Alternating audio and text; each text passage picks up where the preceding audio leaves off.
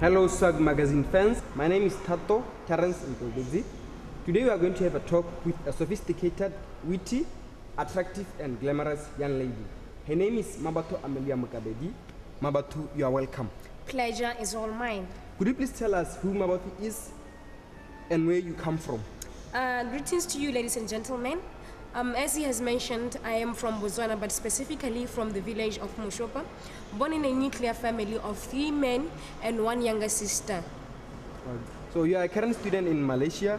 So what course are you studying and how are you finding that course? I'm doing mass communication, specializing in journalism and public relations,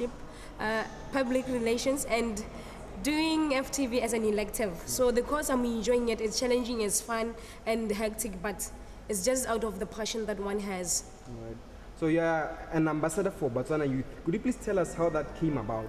Well, that one is quite a long story, but then I would say I used Facebook to realize this website, which is an online website, for One Young World, whereby I asked most of my friends to vote for me, and then there was also a part of pledging. So the challenge was here, I had to be sponsored. So unfortunately by then I was struggling to get funds because the summit costed £3,000. But fortunately I made it through one of the founders who brought in one of the businessmen from Norway to sponsor me. So being a student, how do you handle such responsibility? Well, it's challenging, it's hectic when I compare it in terms of meeting out with the people and students and Botswana youth, as well as doing your schoolwork. But I will say it's quite intriguing, and then they complement each other. Remember, I'm doing mass communication, so it's still part of my field. So I think I'm growing in it and I'm enjoying it as well. All right. So being an ambassador, how does it make you feel as a young lady? Well, the feeling is too much because I will say when I grew up as a kid, I had this passion of seeing myself being a leader, being that role model to somebody in a positive way. And to tell you the truth, I still foresee myself being the first president, and for that matter, a woman president for Botswana. So I think this is a stepping ladder for me, and it's quite intriguing, and I love it in every moment of my life. All right. So not so long ago, you were in London, UK, for a youth conference. Could you please tell us what that was all about? Well, like I said, it was a summit for the youth around the world from 153 countries. All in all, we were 1.5.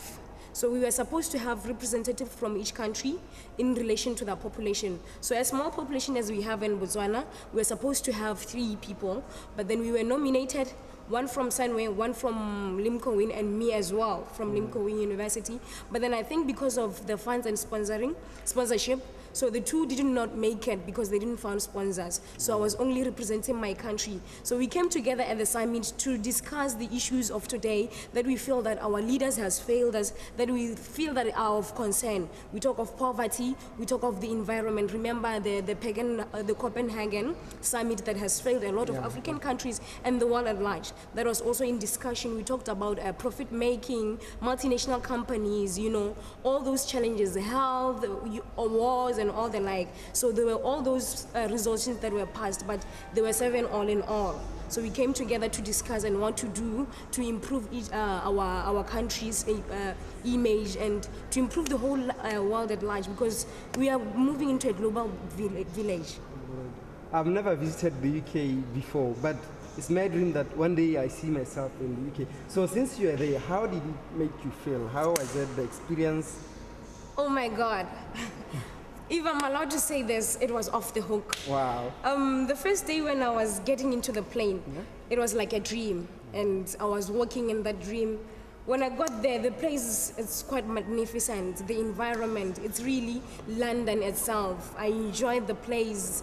It's quite a different exposure. So I wish I could have stayed longer than I did. So lucky. I enjoyed it a lot. All right, yes. It was quite a great exposure. You are very, very lucky. Very fortunate. Yeah. So at the conference there, what major issues did you want to pass to the whole world about issues about Botswana?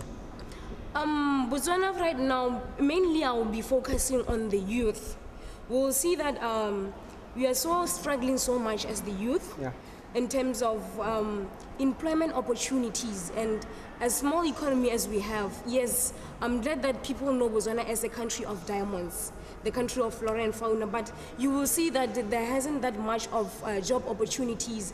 Then it was a call out for investment in Botswana, a call out to say to Botswana and to the youth, and as well as to the organization based in our country, to see the importance of a young man or a young lady who wants to venture into a business, not only to enrich themselves, but also to boost the economy of the country. So mainly my focus was to say the youth of Botswana needs help, and also to say the youth of Botswana, wake up and do something for your country. So that was the main issue, and as well as health. You see, health, especially when it comes to a girl child, is very important. The issue of HIV and AIDS, the government has done a lot, but then it's a time whereby, as the youth and as the people, we start to change our moral principles and to modify it in a way that we help the government and the world also to see us in that way that we really are responsible citizens of our country. I hope you really learned a lot from the conference, right? Yeah, I really did. Okay, with a few words, what words of wisdom would you like to share with the masses of people watching? Ladies and gentlemen, all I can say is, out there, when you have something, believe on it. They say when you are chasing a bus, for you what you have to do is get on the bus, plan your work and work your plan. There's never been a thing whereby you want to be a leader and you sit back at home. Do something. It's that high time you start to shake off your shell and shake the world and do your part. You can move it.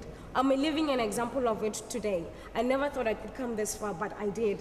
So I'm motivating everybody out there to have that belief from within, irrespective of the challenges that we face. But if you believe and have that strength in you, please take the banner on and say, I can do it. And together we can as well.